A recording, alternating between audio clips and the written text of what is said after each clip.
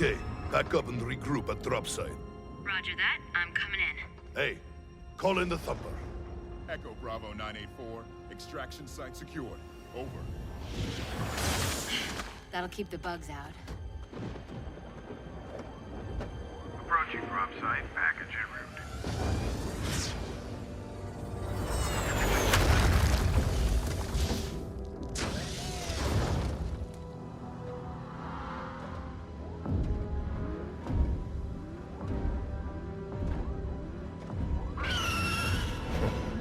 Right on schedule.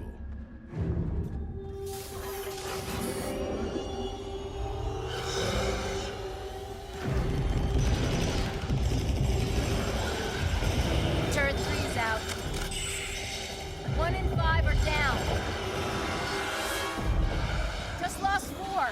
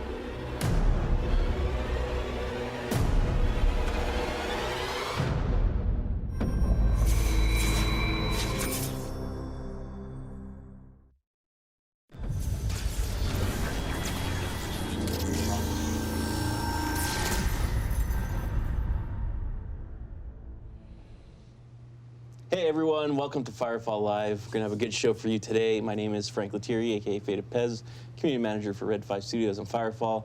And welcome. I'm gonna start out with a quick dev update.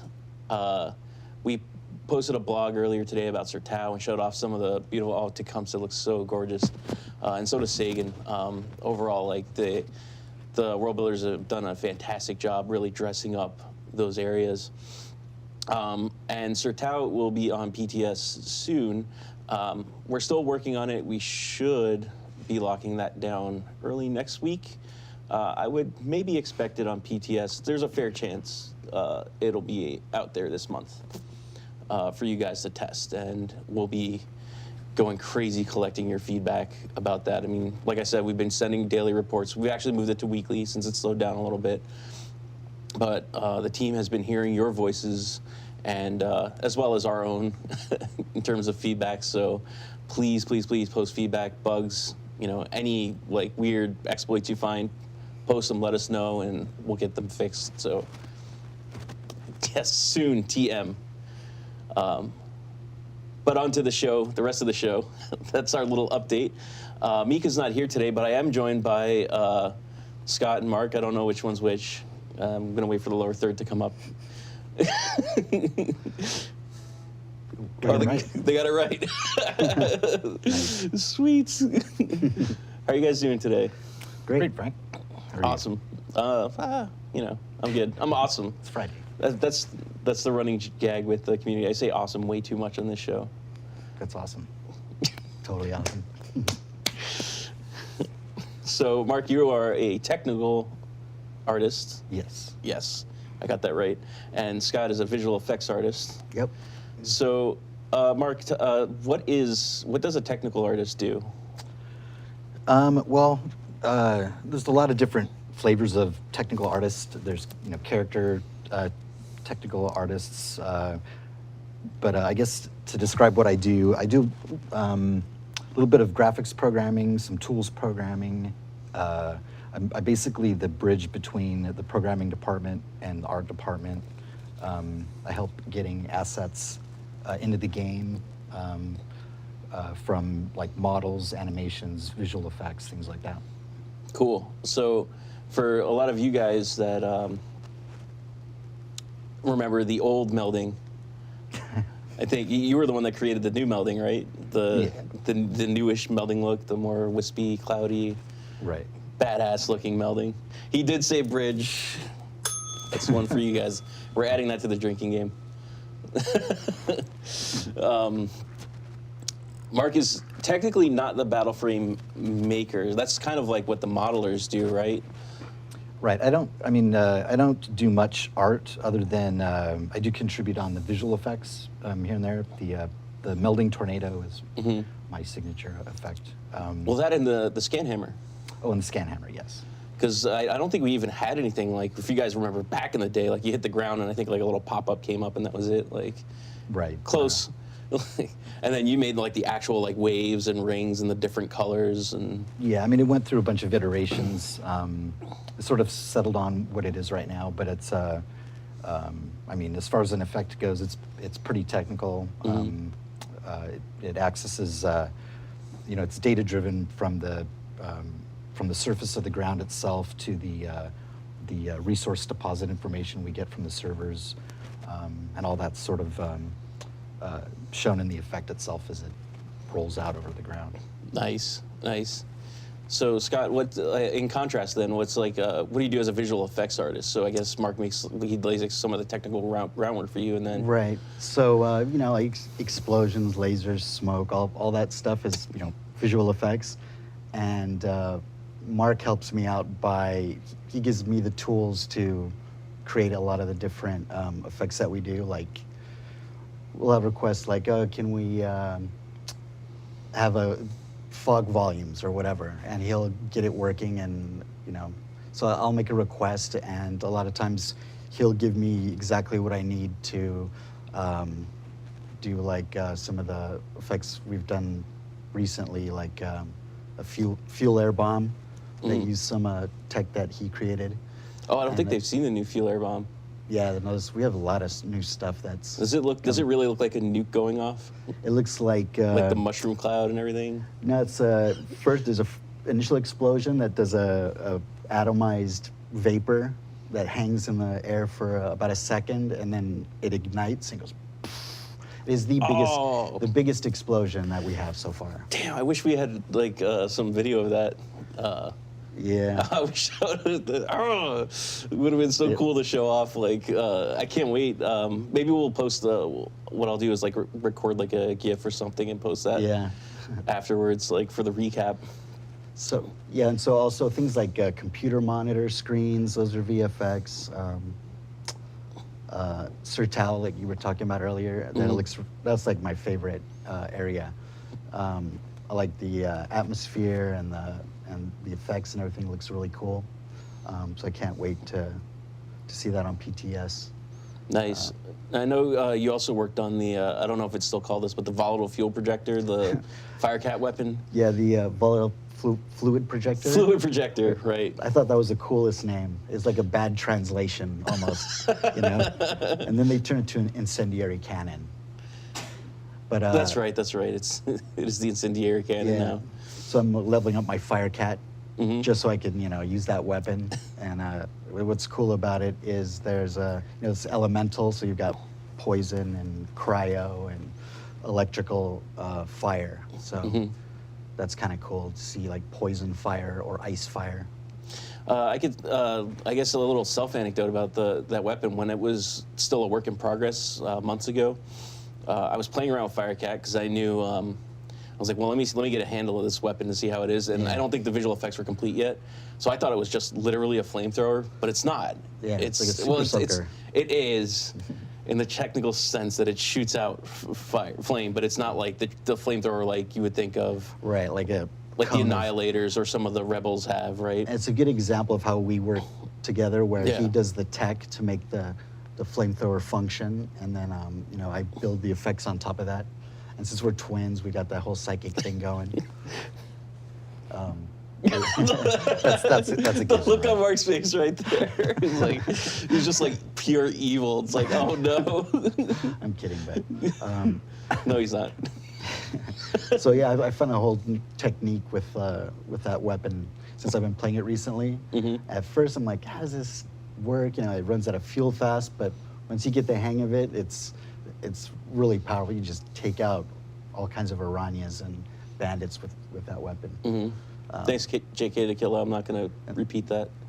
And it's got the unlit and lit right fluid, so it's either so like you can spray your friends with the unlit, and that's kind of annoying to people probably when you're.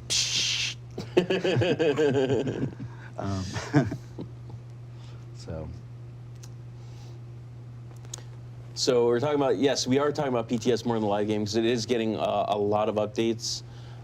And it's really important actually to the live game because it will make it there eventually. It's super critical, and that's why we're talking about it so much, and that's why we're pushing for you guys to test it. It's super critical to get you guys on there and testing it because it's pretty much going to be the game you're playing once it all updates. In terms of when it updates, we don't have those details just yet, but I am working on a full presentation. We're going to be giving you that information as soon as we have it, and as soon as we can give it to you, we will let you know the whole schedule.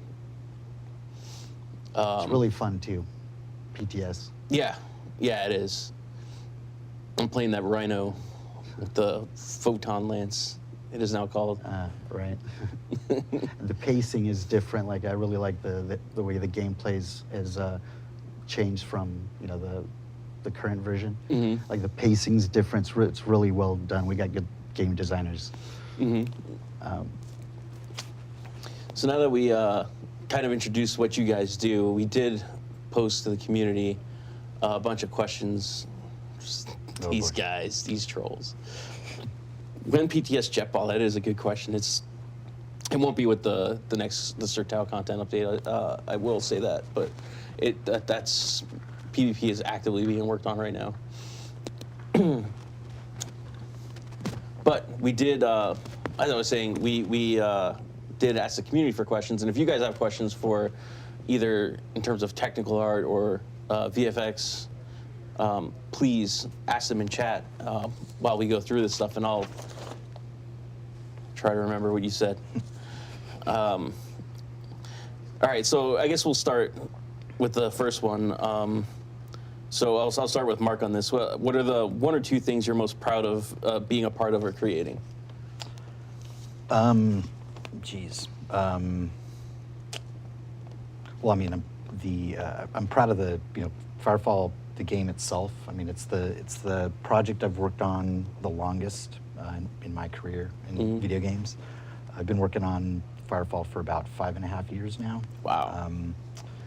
I know, Get this man his statue. Yeah, I mean, I have, I have, well, not the first Firefall baby, but I've had a Firefall baby, which is, when somebody has a kid during the project, it's the Firefall baby. Why wasn't she in the She's credits? got one of these too. Oh, did she? Yeah. She like it? Is she friends with it? Yeah, she calls it a dino baby. But, Okay. or baby dino baby, something like that.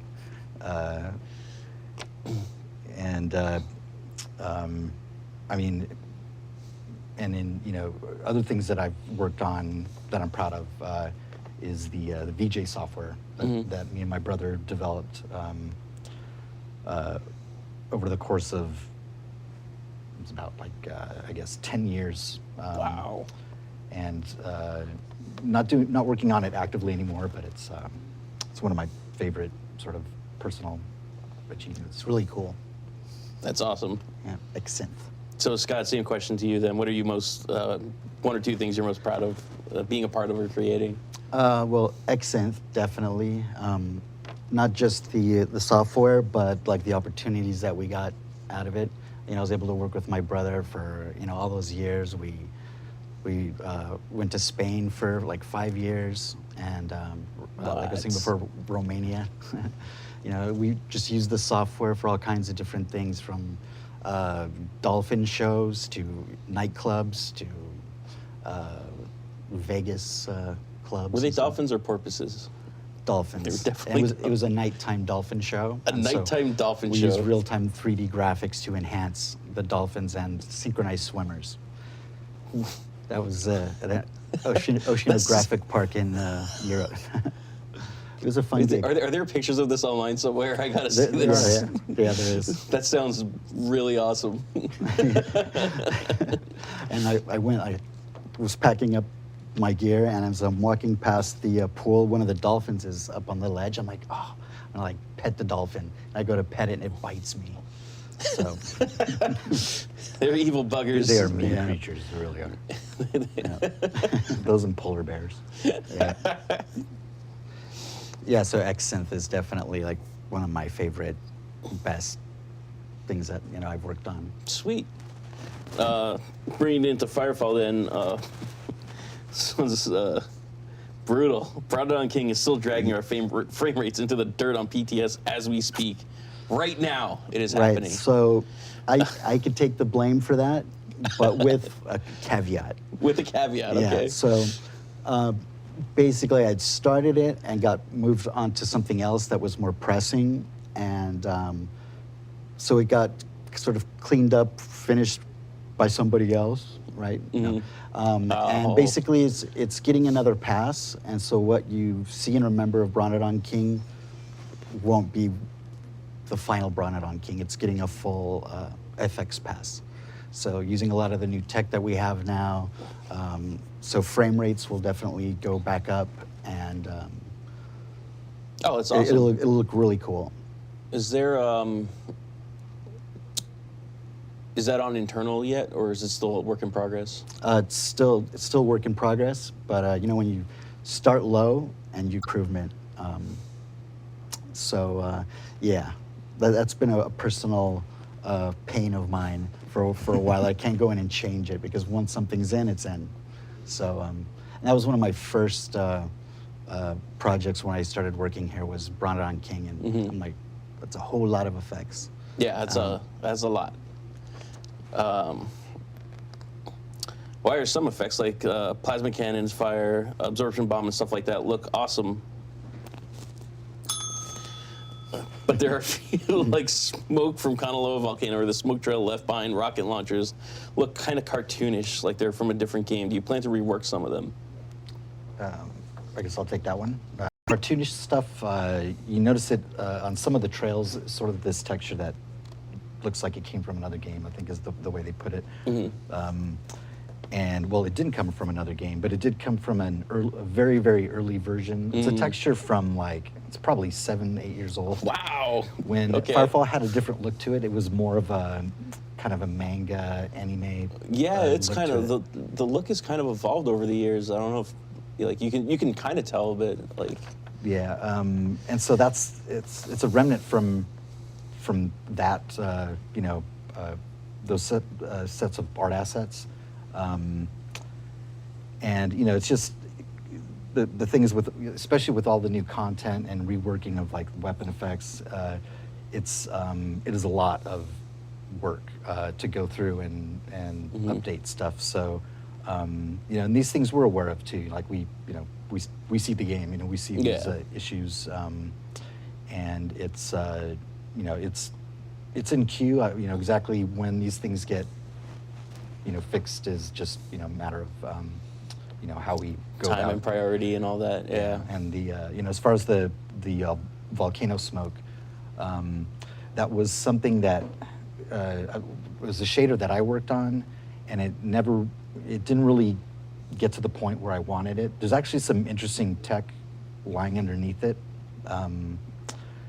but yeah, just the priorities changed and moved on to something else. We kind of left it, But yeah, I mean, that's going to get a pass. I think nearly everything that people see in the game that kind of looks out of place, it's on our radar, and we'll hit All the stuff I've seen, like all that stuff's being looked at. So Nice. Yeah, I mean, I guess that's kind of the thing with, I mean, I think we even have sounds, that have kind of the same case where it's like, well, it's old and we could update it, but we got this mile-long list of requests for all these new things that at times do require new tech that we then have to R&D and work on to make sure that we're getting it to the polish level that we're happy with. We're unifying like the look of a lot of stuff now. Seth's doing a really good job in basically, getting rid of all these little things that seem out of place and, color coding damage and stuff like that. So, yeah. Oh, geez, I just realized we haven't even had Seth on the show yet. Seth's been with Right. us for 2.5, 3 years now. Yeah. He's our visual effects artist lead and our lead visual effects artist. I'm going to use English properly Right. today. The mastermind. The mastermind. He is a very talented individual and And a cool guy. yeah, absolutely. Let's see, PTS again. This might apply to production. Is it possible in the future to have an option to toggle effects such as the bubbling effect from chemical weapons? Is it possible? Sure. Well, will it be anything's by possible. design or not? I suppose that's up to the guys that make those kind of decisions. Yeah.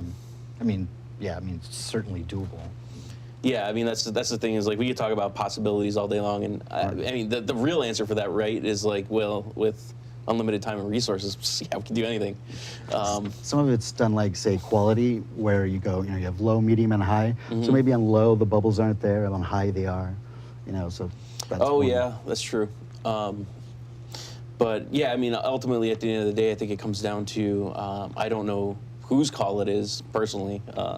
I take those kinds of things for granted, but if it's like an aesthetic that is by design, we want this to be there, whether it's an artist saying it or the combat designer or our lead designer, right? Either way, it's like someone says that aesthetic needs to be there, right? So, Right, like a visual language that, so it's poison because it's. Yeah, exactly. So typically, Nope, can't promise that one. who works on the Dragonfly battle frame? The battle frame collar cuts my well-groomed beard. Ugh. Yeah, not well groomed enough. Not well-groomed enough. Wow. I think it's if I can imagine what kind of beard it'd be cutting off, and Trim the beard to fit the frame. darn you, biotech frame. I don't know who I is, but can this user specifically have tiki torches, buoy light barrier float around me permanently, and do you have any plans to turn it into a melee weapon? Okay. Well, that was not the last question, but I would end it there. Yeah, it's called a buoy light barrier. Yeah, like the I think I know the light barrier ring that or goes whatever. around them, like they want that to follow them around, I guess, permanently. Right. Well, I think it sort of plays into the other question I think is on that list about effects getting in the way and making it hard to aim. Yeah, Sometimes, so that might preclude that as a melee weapon. So whoever perhaps. asked that question, I'm going to go back and find out who that was, but no. I like the You can't. idea with the melee weapon though. I could see that. That would be, you know what? We should talk to Sievers about that to see if he'd be interested in doing a tiki torch melee weapon. Well, do we still have the pet, the little guy that's got the there's three of them. that he has the It's little like flame Oi, stick or whatever. Nanu, and Boom Boon, I Oh, think. right, yeah. Yeah, the little tiki guys. Yeah, I think they're still around. Yeah, so it's sort of in the game. It's just Yeah, they just Doesn't kind do of any like damage. twirl their batons and. I actually would really like to talk to Sievers after the show and be like, yeah, tiki torch melee weapon.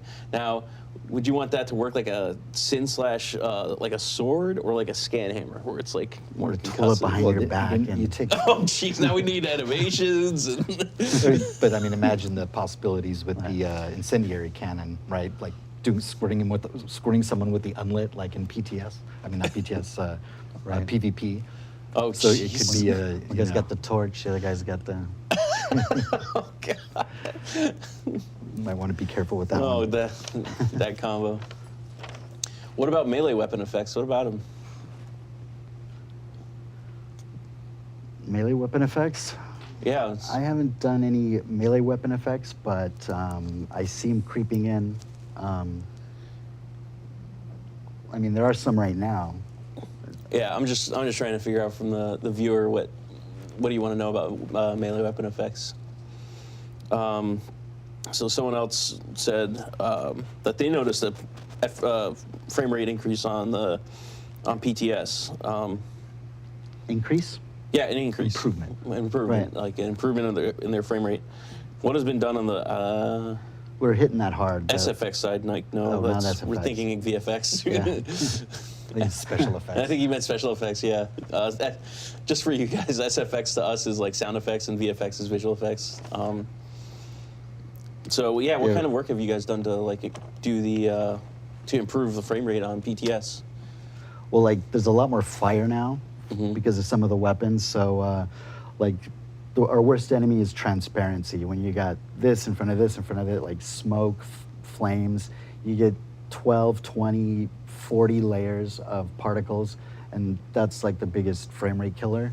Mm-hmm. And so one thing that helped out a lot was doing the core of an effect, not with transparency, but just runs like 10 times faster. We get the core of the the volume of the effect runs fast, and we just use transparency around the edges so that so everything just runs faster. So when you see a lot of fire, take a good look at it, and you'll see how it runs much better than fire did in the past, because we're focused on optimizing and making stuff run fast. Mm-hmm. So, And when you say there's like transparency on the edges, does that mean it's like the edges aren't as like hard, so to speak? Like it's like one sprite will be like a bright white core that has no transparency, and that's filling up most of the fire. But then we use transparency on the flames around that. So excuse me. So he's like half the sprites we did before that are transparent. So try the incendiary cannon and put it to the test. You'll see it runs really good. I mean, part of it is improving the design of the effects so that like Scott says, you're using less overdraw, less transparency, and filling it in with higher, better performing particles. But outside of the effects, Lutz, who's our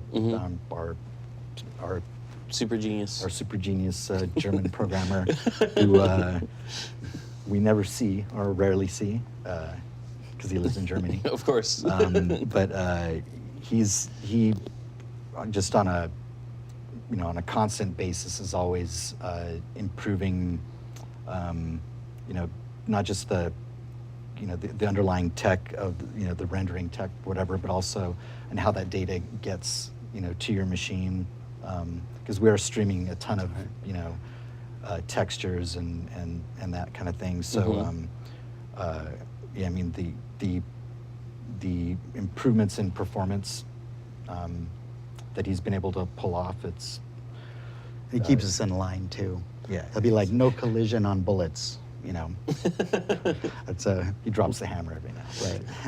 I remember one time he flew out here. I don't know if it was yelling at the world builders, but I mean, I feel like he kind of was being strict with them about. I might have told this story before. Spotlights, because the spotlights were overlapping. He's like, "You're destroying performance." Because he sees it completely different. You've got those different ways of you can see the lighting or the, and he sees the lighting when he looks at it and he sees like that's 3 spots. You can't do that.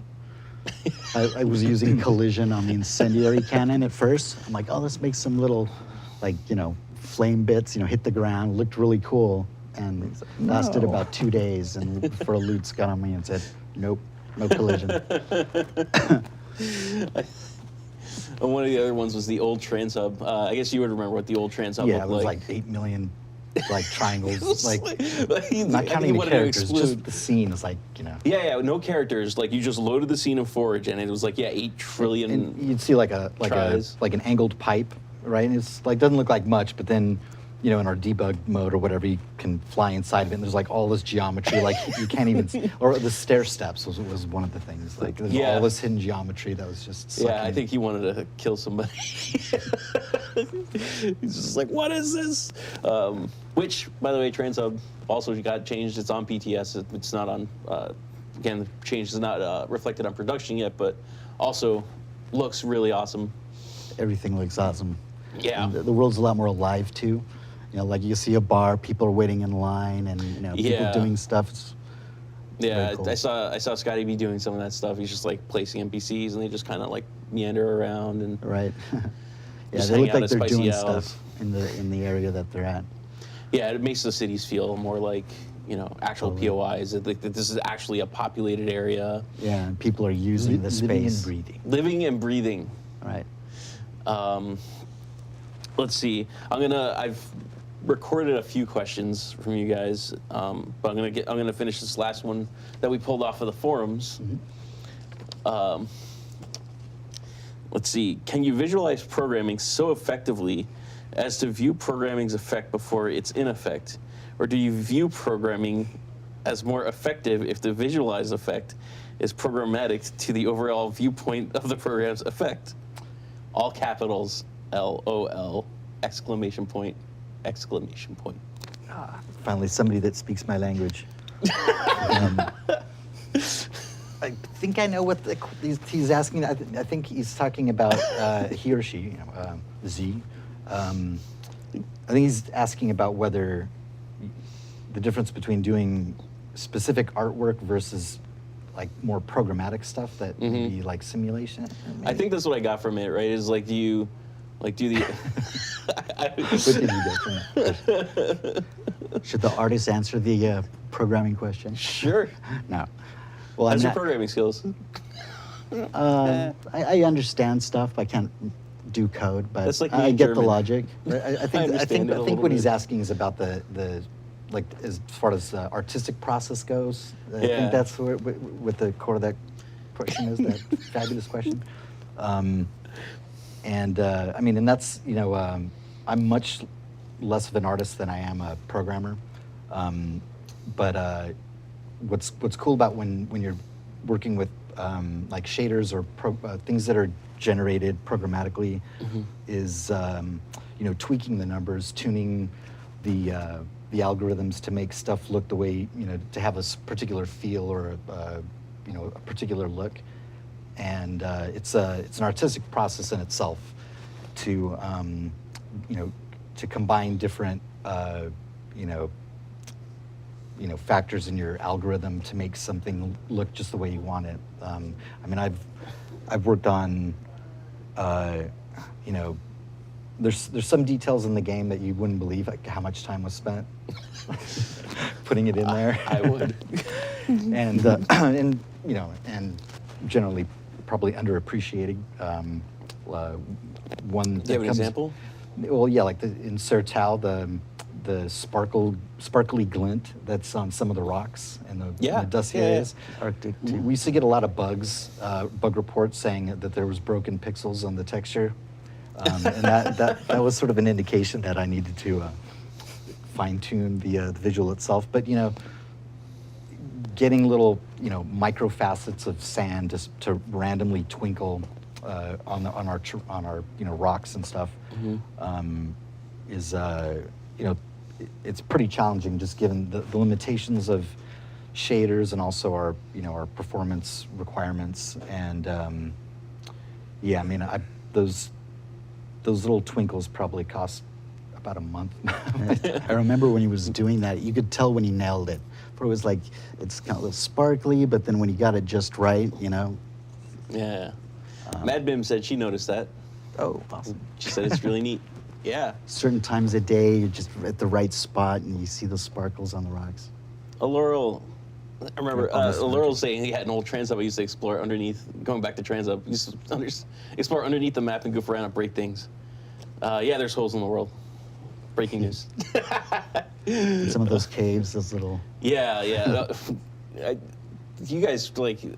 So the funny thing is like the world builders will build all this stuff, and then all of a sudden be like, there's holes in the world. Like, what? How? Oh, teleport shot. Like, there's no way the character will fit through there. They have teleport shot and teleport grenade. Oh my god. You can probably see the geometry of like. Just like, all right, collision volume, collision volume, collision volume. Although I think there's one in Amazon that you could drive a resource hauler through if you could get it in there. But I told you about the melding thing that I discovered when the tornado, and you go into the little crystite hybrid thing. Yeah. I go, what if I should I not say? Probably not. Okay, I won't say it. Probably let's not give them any But ideas. I discovered something I might. Someone probably already knows, but yeah. Oh, look, a hole. Let's go in that. There's another one that I think it was Laura Nikon showed me and Sleepwalker, where it's like one of the Ares caves down by Sunken Harbor, and there's like you go in there and there's a grate, so you can't go through the grate. And I think there's a collision volume, so if you like use teleport shot or teleport grenade, you can't go through the grate. But you can deploy your LGV on the other side of the grate, interact with it, and get on it, and now you're under the world. You know, the snowman. Well, like the snowman. Okay, it's just a snowman. Well, I discovered the snowman seemed to have a NPC ignore me function to it. So you could do the war front, right, where you've got just all those guys. One of your buddies dies, you turn into a snowman in the middle of the mayhem, and you're just sitting there and you're just healing people. They eventually took that out, but I thought that was totally cool. I'm like, that's a very useful snowman. Yeah. And you can put right in a motorcycle, you see snowmen. This is why we need you guys on PTS, really, because like you just find like the most clever ways of like, well, we weren't planning on that. They're not even like really exploits. It's just kind of things we take for granted, Have right? you seen It's the like, jumping motorcycles? Yeah. Yeah. The Lancers. Everybody seems to know how to do it except me. I'm like, how do you do that? You gotta get the Lancer. That's what you need. Yeah, people still remember the rainbow, the double rainbow at the waterfall. I think it's still there. Is it? Did we get rid of it? I haven't seen it. I mean, That was at some- Sir Tower, right? Like at the top, like over by Transhub? It used to be in New Eden. It used to be part of that first. There used to be a drop ship flight that went kind of from New Eden to Sir Tower, but when the chunk was sort of divided up differently, like I mean, it was there from our first PAX. Funi said it got removed. Yeah. It did get removed. It was there in for a while. They must have removed it like when we went to production or when we went live, like when we actually launched the game in North America and Europe. Because I remember that double rainbow being there because you would like stand at Transhub and look all the way up the waterfall and there's Southwest Mesa and there's the double rainbow. I mean, and that was we put that in at a time when the double rainbow video was like going viral with that guy. Yeah, of course. And so it was like that task is still in the bucket list. The rainbow. Is it? To put it I back? saw it the other day. It's a low priority, but It needs to be. I need to talk to our producer. we need to shift bump part. that up. The That's squeaky critical. wheel gets the grease. Right? That's a go no go.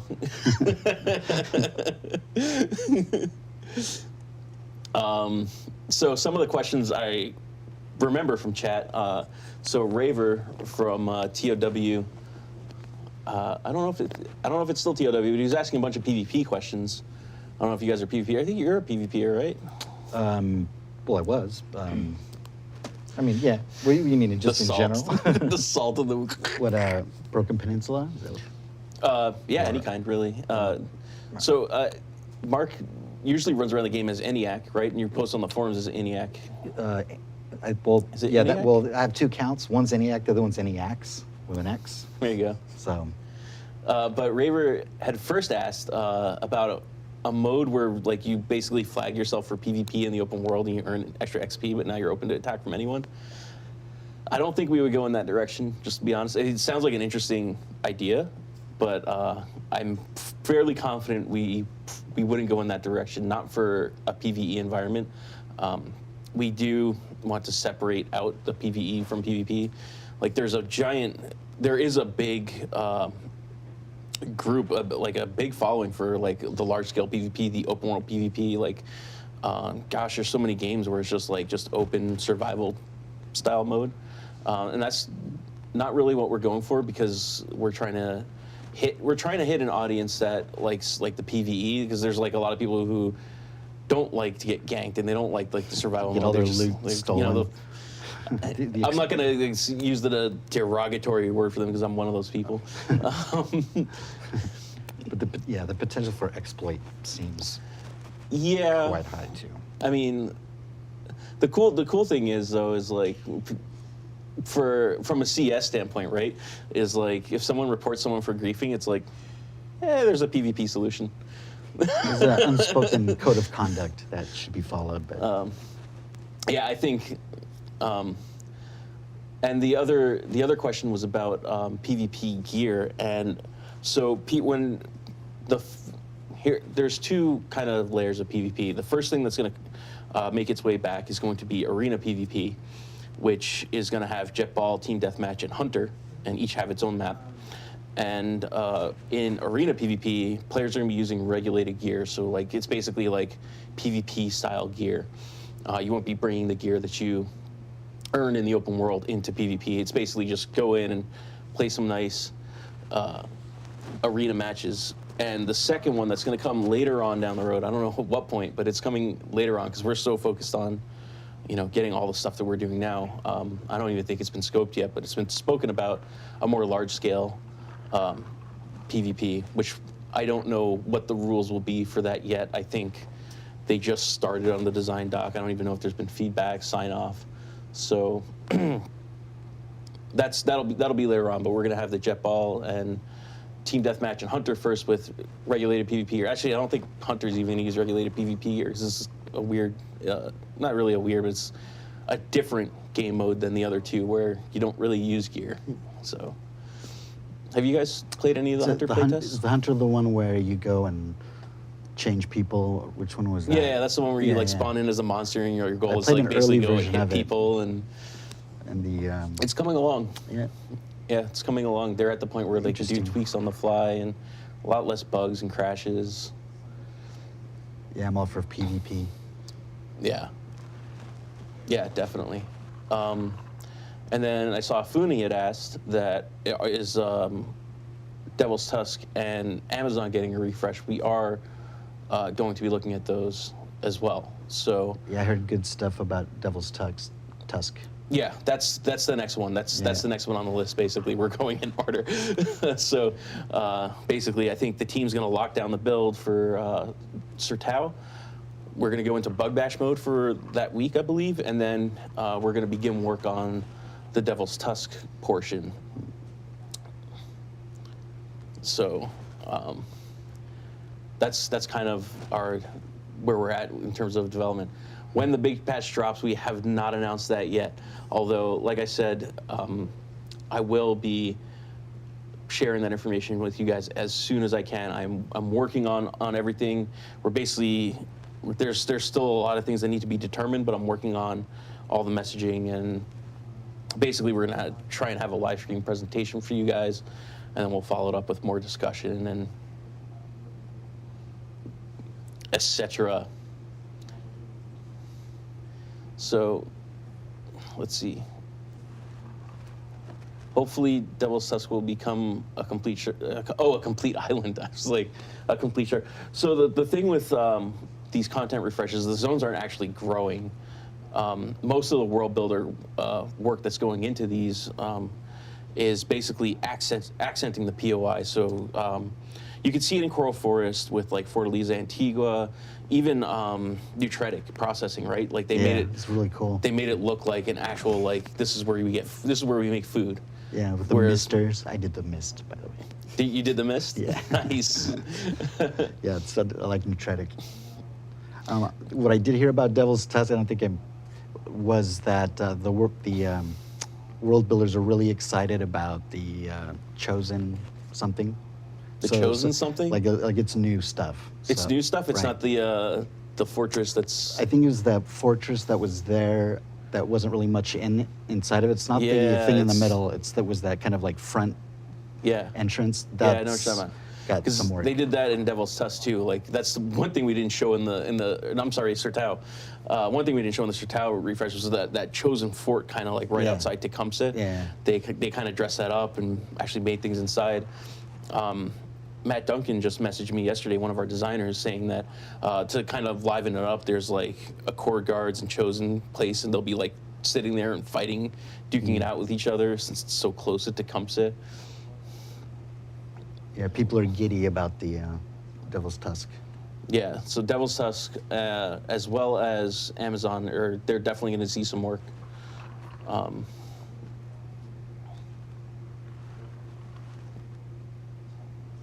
The market, there isn't a whole lot we could do at the market. So the question was, what are y'all doing about the market? Because everything is worth almost nothing in the market. Even uranium is like 3 credits per rod.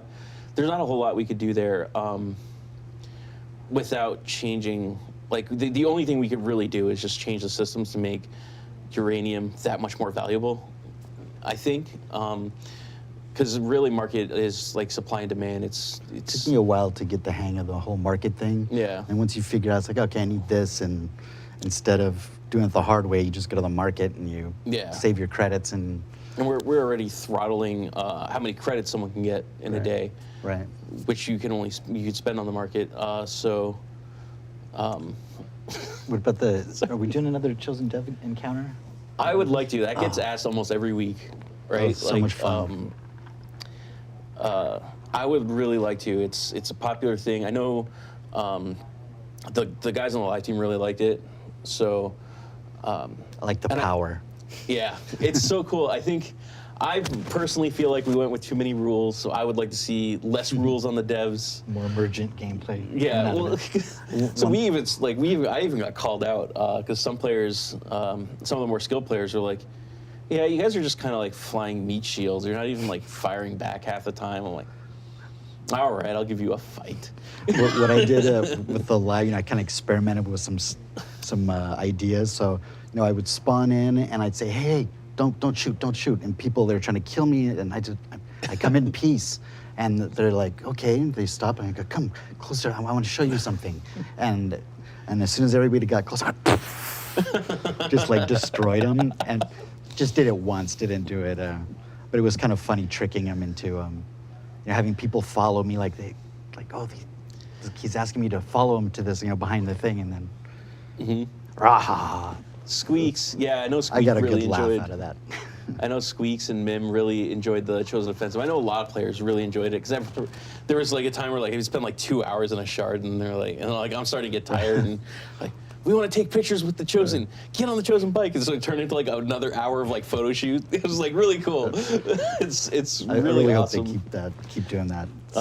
One of the things I did to AOD is they're sitting there and they're like, come on, turn into a Chosen, turn into a Chosen. One of the rules was, go hide, just so it's like kind of like it's a little more immersive or whatever. Yeah, go behind the curtain, or like don't transform in front of people. And so AOD literally has like 40 guys standing all around me, 40 people. I'm sorry, there were women there as well, and they're all standing around me, and I can't move, and they're all like, "We're not going anywhere until you change." Like trying to jump around, like I can't move, so I just morphed and just did the alt fire. I feel bad for some of the people because they were right next to the crafting station in Copa, so I broke 2 rules in one. Or you get players chasing you, right? Like, oh, there he is. So and you just kind of run around. You're just getting bigger and bigger and bigger crowd of people that just chasing you, and you look down and there's like 50 people all trying to get you. It's like the Pied Piper with the. That's what I was gonna say. It's like I mean, we probably all have like our Chosen Dev event stories, but I would just find a peak, and I'd like a Pied Piper, people start following you around. And basically just, go to the, make my way up to the top of the peak, kill enough people to keep them, get them just pissed off to want to kill you. And then, end it at the top of the peak, where, it's like, like a scene out of King Kong or something like that. It'd be fun if you had a decoy ability. Actually, that's a really good idea. Chosen dev stories. We should do that next time we have an offensive. We can just sit down and have like fireside like dev story time. Yeah, I think my only personal rule that I really followed was like, don't touch anyone's thumper. I blew someone's thumper up on accident. I felt so bad. I asked the guys in support, I was like, hey, can you give that guy a squad 3? Because it got caught in the blast. You can take it too far. Yeah, blowing up someone's thumper, because they put like, you put research into researching the thumper, you put resources into making the damn thing, and Keeping those, that's definitely not cool. Yeah, it's a total D move. I remember making my first squad level 3 thumper. I was so like, oh, got all the parts. Yeah, we have a prototype thing, and once in a while I'll jump in, and if like there's a lot of people at Brian King, you could pick the faction when you change it now, because before we were just like, and you're chosen. So now you could pick it and then you pick a chord. Now you look like a chosen, but they can't hurt you. So I just start putting incursions down right next to Brian King. I think my record's like 21 before Thundercleese was like, what the hell's going on? Just, ran, darts across the parking lot and then like dive chokes me. Stop doing that to the servers. He's shaking his fist at me.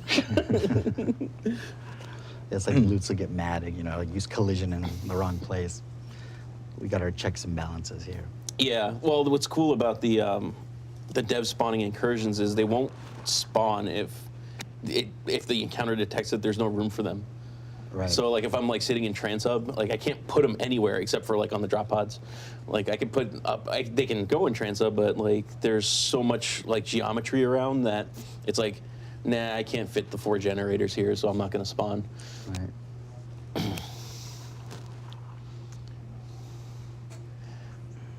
So in the past we had premium items like the Tiki Thumper. In the future, will we have a Thumper with a heavy turret on top like the Chosen? I don't know. That's really, again, up to the systems and combat guys. Right. We all have our ideas on thumpers. I want to see like 5 thumpers all at once in the same area. Jeez. Thump anywhere. I actually tried to kill the Bronodon King with a thumper yesterday. Call one down, see if I could hit it, maybe, kill it, but... Apparently, Bludge found the spot, the sweet spot to talk about, or to drop incursions. Well, a Dread turret mode on top of an S3. There's your turret. Boom. Find a Dreadnought friend. Did you miss an update on PvP?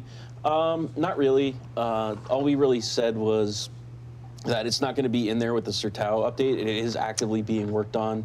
I refreshed like a brief overview of like the 3 game types. I don't know how much you've seen from the show when we had Kevin Lee on, but we're gonna have Jetball, Team Deathmatch, and Hunter, and each is gonna have its own map. Bludge has plans. Alrighty, I can't see the time. Still waiting for the customizable Thumper. That'd be cool. That's one thing we talked about like a long time ago. We're like, oh, what if we had the garage and the Thumper was like war paintable and you could do all that stuff? Like, again, that's with the work we're taking on now. That's like far like wish list item stuff at this point. Like, that would be really, really great to have, but it's so far down what our priority list would be in order to get like a nice, high quality level game out to you guys. So we just don't have the time for it right now. Should be able to take pre-orders on stuff like that, and if enough people want it. All right, Sorry. Yeah, it's like it's sort of a... We should show like a community wish list and like a Kickstarter. Yeah, it's like our own Kickstarter.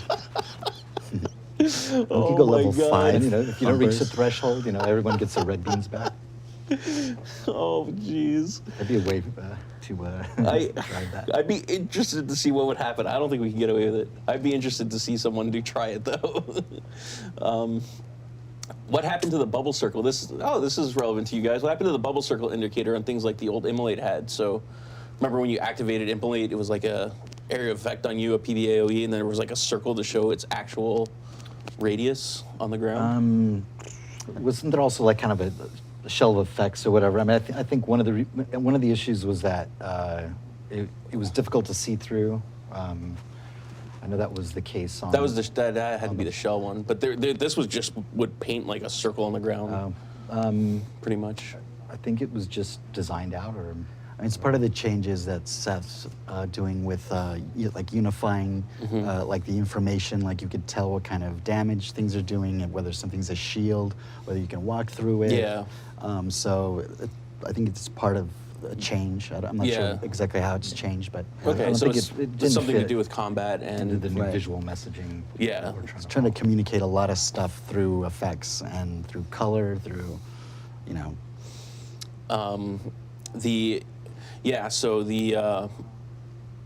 That's the one thing the combat team has mentioned, and I guess the visual effects obviously has to work together with them, because you're right. I mean, there was a lot of confusion, or in production there currently is a lot of confusion. It's like, is this a shield or is it absorbing damage? Like, does a bullet go through it? Can I walk through it? Yes, exactly. Because there's all kinds of we have many different shields with different rules, and right. And it's basically like the pattern, the color, things like that. Tell you like what it does, how it functions. We need to have PvP back in. Me and Programmer have a score to settle. He hasn't yelled jetball at us yet. He sits like right over there now. I need to like require him like to get mic'd up at least once per show, poke his head through that door and say jetball, and walk it. Or another Red 5 chosen man. Oh, okay, we're not going to reminisce about those again. I'm still waiting for flying vehicles. Ugh. I do have like a cool effect that I was hoping to talk about. That's the biotech has a new ability, the desecrated toxic fungus. Desecrated toxic fungus. Is that a recluse ability? Yes, it is. It sounds like it. Yeah, recluse. Makes sense. Yeah, it's super cool. You plant this like spore that grows, and then it spits out little baby spores, and the sound effects that they put with it. So as it's spitting out the spores, if it hits an enemy or hits you, it attaches to your head. So you get this spore, and then it sounds like it's eating a sandwich. It's going. What? And so you're running around with a big spore chomping. I'm gonna have to visualize this. I think that it's replacing necrosis. That's its new HKM, right? It's like and then expels a lot of when spores. the thing pops is when it does the damage to your head. But the sound it makes is like a balloon fart, like a. Great. It's hilarious. The sound and it's pretty crazy. I'm gonna, for the sake of the recap, I'm actually gonna describe what. I'm gonna go in the tool and figure out what the description of the new HKM is for the biotech, just so that people don't freak out. I have a video on the P drive. I'll nice. can share with you, but it's pretty funny. So this thing just spits out spores for about 30 seconds or so, and each spore grows and bubbles and then pops into a toxic cloud thing, you know, and then it's pretty cool. There's no other effect like it so far. It's probably got the coolest name, I think, of anything in our game. Yeah, you spawn this living thing that like. Firerizer asked if it's specific to the Recluse. I believe so. It sounds like it's the Recluse's HKM. It's worth doing the Recluse just to see that thing. New HKM spoilers, please. That's a good idea. Boomerang? Have people been using the boomerang? I think that's pretty cool. Yeah, the new boomerang shot. I guess it's not boomerang shot anymore. It never really was a shot. You know, yeah, it's gotta get It's pretty cool. The description of Fortify with Bastion hasn't been updated. I think Fortify even, I'm going off of raw memory of like a document I've read 2 months ago or 3 months ago, but I think Fortify has been upgraded to be pretty badass. I think HKM spoilers is a really good idea. I think we will work on that for you, Violet and Red. More cream. These pretzels liking the boomerang. are making me thirsty. Yeah. Cool if like did different What things. happened to burn jets and bombs away? No, those have not been. They have not been merged into missile barrage. They will. So I think the combat design is that. So we have up to I think ability 3, advanced ability 3 on PTS, And then when Sir Tao comes out, we're going to have the advanced HKM, because we have the basic HKM, so the advanced HKM, and another ability is going to come out. I think we have 2 more potentially after that, 2 or 3 more. Talk about what's, like, I know there's like plague and some I think might have gotten changed, but so that's coming out in Sir Tao, most of those new abilities? The advanced HKMs definitely are. Most of the abilities you were working on were probably coming out in the Sir Tao update. Like the fuel air bomb and the fuel air bomb will be fungus. there, and the fungus. Fungus. It's desecrated toxic fun. I don't know what it means, but it's just The desecrated fungus. yeah. Is crafting and thumping going to be in the soon to BTS plans? No. Crafting is still probably a ways out. Again, it's a full systems redesign. It's been spec'd out. I believe, last I heard, they started to work on the UI comps. I'd love to talk about it, but I really want to wait on visuals and make sure that Gortok is comfortable with, discussing where it's at currently. Because, as you guys even know, like, as you work on things, you're just like, am I ready for feedback? Like, typically, you want to be ready for feedback before you start getting feedback, right? Right. Like, and drop ships. But yeah, crafting, I'm really excited for the crafting stuff. Jetball, programmer. He made it. He made it.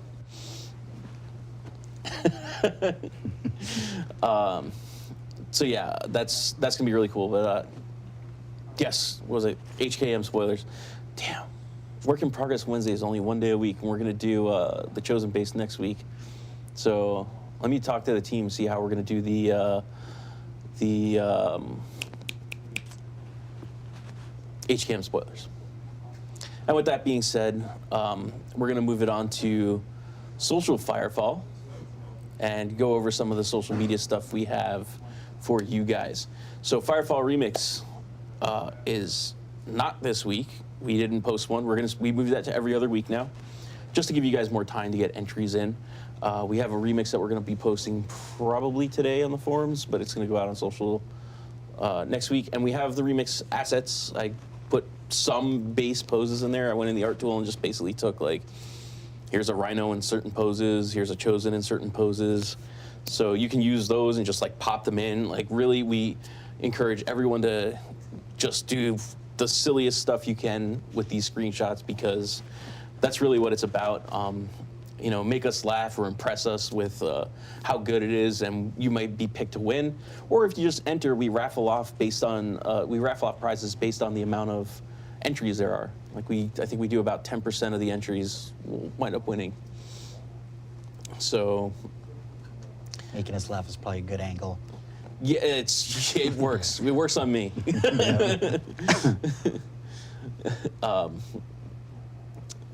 So the remix will be returning this week, and we're going to be looking for all your entries. We also have Travel Tuesday, which, yeah, Firefall Travel Tuesday. And this is one that, again, Mika came up with. She couldn't be here today. She's out being festive at a festival or something. And we have a couple of examples of Travel Tuesday, I think, which we basically pick a location and we say, basically share a screenshot with yourself at this location in Firefall. So this was the location, this week's location. We're showing off 2 screenshots. We haven't picked the winners. We're going to pick the winners on Monday. And this is really just a raffle. So everyone that enters, that basically takes a screenshot and enters, they're eligible for the raffle. And again, like, and some people tend to mix it in with remix and start to Photoshop things into it. That's totally cool.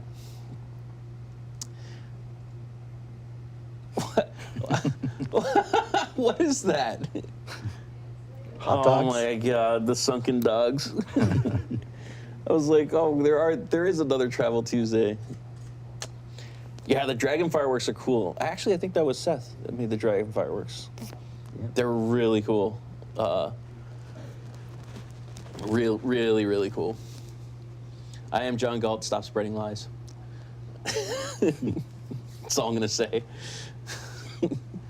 And then, so on top of that, we have our Caption This, and which we post every, I believe, Tuesday on Facebook. Which we just grab a screenshot, a picture of people working at work, whatever. And this last week, I nabbed a shot of Alex Schaefer, our dance commander. So one of the cool things about Alex is I call him like the mad scientist. He's always like, come here, let me show you something. I'm like, oh God. So he's like, look what I did. And it's like this. This is basically what this is our interaction. And it was like a skeleton that was like flashing different poses at the center of the screen. I'm like, cool, man. What are you gonna use this for? I don't know, but I made it. Great, man. So you get to have some fun sometimes. That's the R&D. No, Knife Lady OS boot up. Beep, beep, beep, beep. I'm really bad at the boot up sounds, or any sounds in particular. No, I am not going to give him a top hat and cane. Marjorie's reading them all off for us. Knife Lady. Hey, you said this was a cat video. Damn it. Foiled again. I can explain the My Little Pony plushies. He totally can explain those. Really, man? You doing this? Can't see him working? You said we could bring something from EverQuest into the game. I submit to you the skeleton dance. Knife Lady OS confirmed again. Are these all on the fly? My Little Pony, My Little Pony. Really, Brad? Really? Brad, stop being in Caption This. Okay, guys, no need to panic, but everything got deleted. That's the look. Can you imagine? That's the look you get. Can you imagine? Everything got deleted. Start over. Was that the last one? That's the last one. Okay, you can power off. Knife Lady is in peak form. What did she say? She said I did.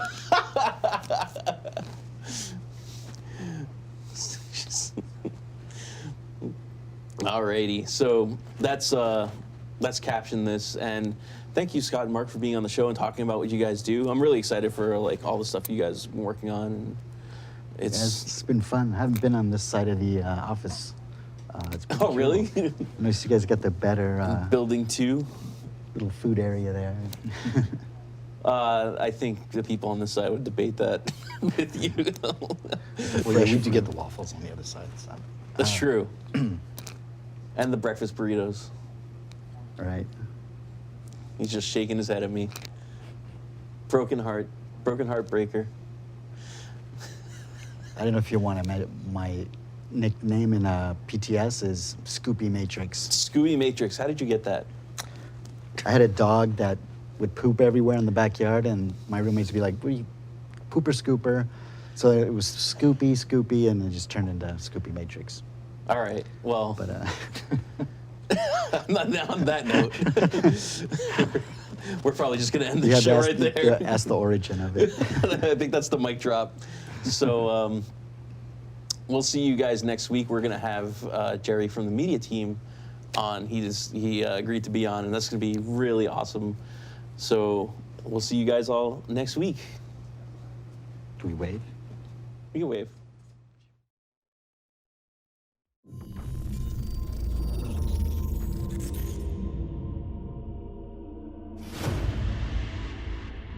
Welcome to the Ares Initiative, pilot. You are an assault, reconnaissance, extraction specialist. You are humanity's greatest hope. The melding has transformed the Earth. The Chosen harass our strongholds while bandits take advantage of the chaos, pushing us to the edge. The Accord is only just able to keep it together. But you can change that. Our foothold is in New Eden, but it's not enough. We're giving you the top-of-the-line battle frames to strike back against all that threaten us. But these are just the beginning, because our enemies are getting stronger, and so must we. Hone your skills, gain combat experience, build your own armory of battle frames, and master their capabilities. This is the only way we can overcome the enemy. Use what resources you can find to create weapons and enhance your battle frame. Mastering these skills will let you do more than survive.